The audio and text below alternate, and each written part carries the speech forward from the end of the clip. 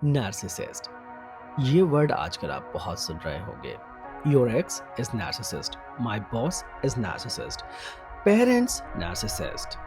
लेकिन असली नार्सिसिस्ट एक क्लिनिकल कंडीशन है और उसको पहचानने के साफ साइंस होते हैं।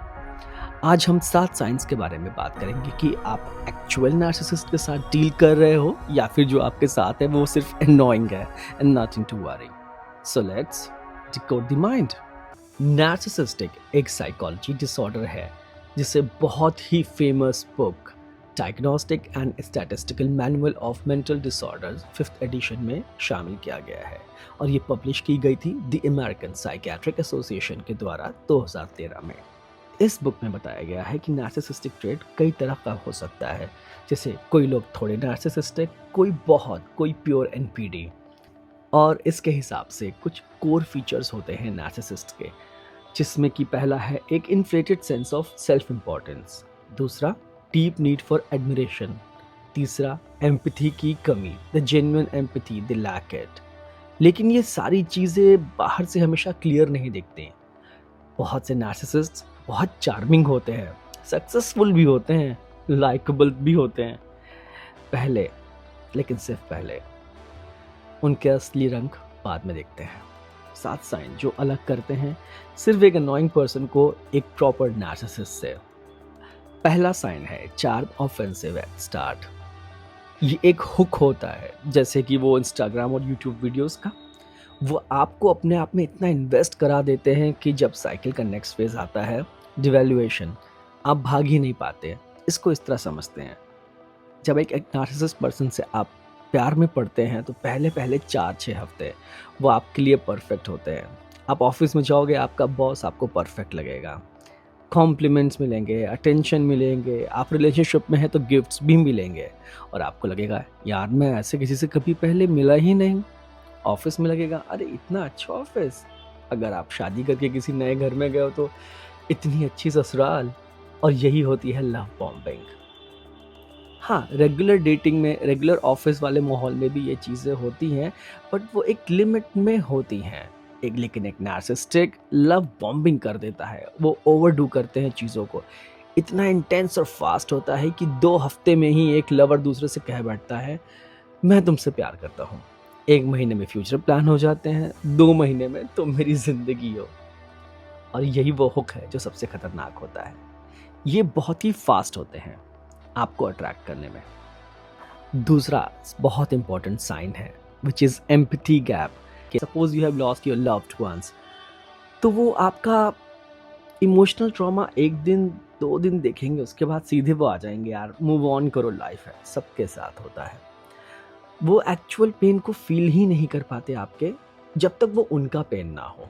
उनके लिए सिर्फ उनका पेन ही उतना होता है। आपके पेन में वो दिखावा कर सकते हैं, लेकिन वो उसको फील नहीं कर सकते लाइक ए जेन्युइन पर्सन।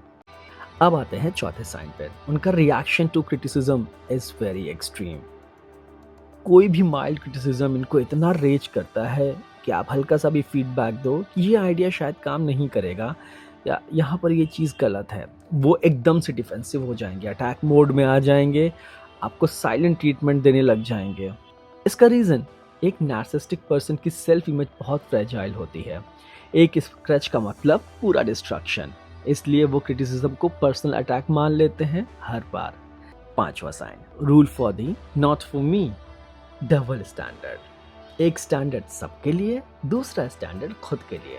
अगर वो खुद लेट आते हैं, अरे काम था, फंस गया। अगर आप लेट जाते हैं, you don't value my time, और फिर वो गुस्सा हो जाएंगे। यही डबल स्टैंडर्ड्स है। इनका डायरेक्ट एक्सप्रेशन होता है, वो अपने आप को एक्सेप्शंस मानते हैं हर रूल का, कि वो हर रूल ब्रेक कर सकते हैं।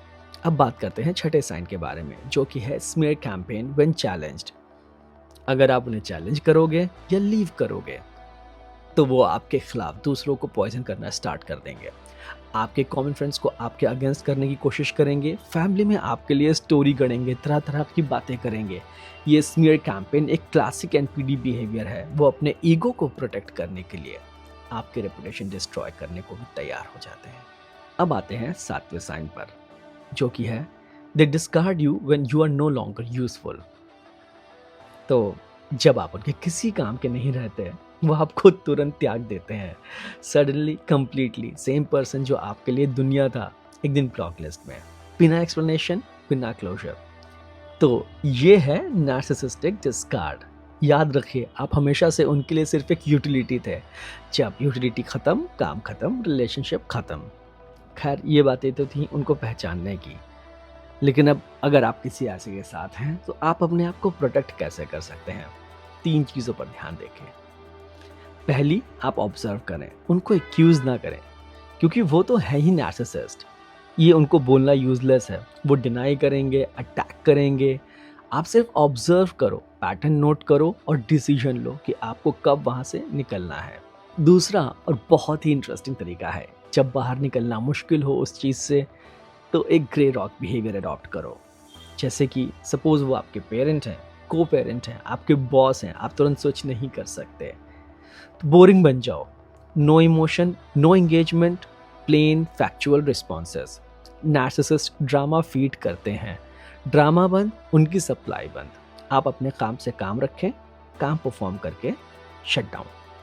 तीसरा तरीका, एग्जिट क्लीन। जब भी आप लीव करें, कंप्लीटली लीव करें, कंप्लीटली ब्लॉक करें, कोई कांटेक्ट ना रखें। कोई आखिरी बात नहीं, कोई क्लोज़र नहीं, बिकॉज़ एक नार्सिसिस्ट पर्सन के लिए क्लोज़र के कोई मायने नहीं होते, ये सिर्फ़ उसका ईगो सैटिस्फाई करता है।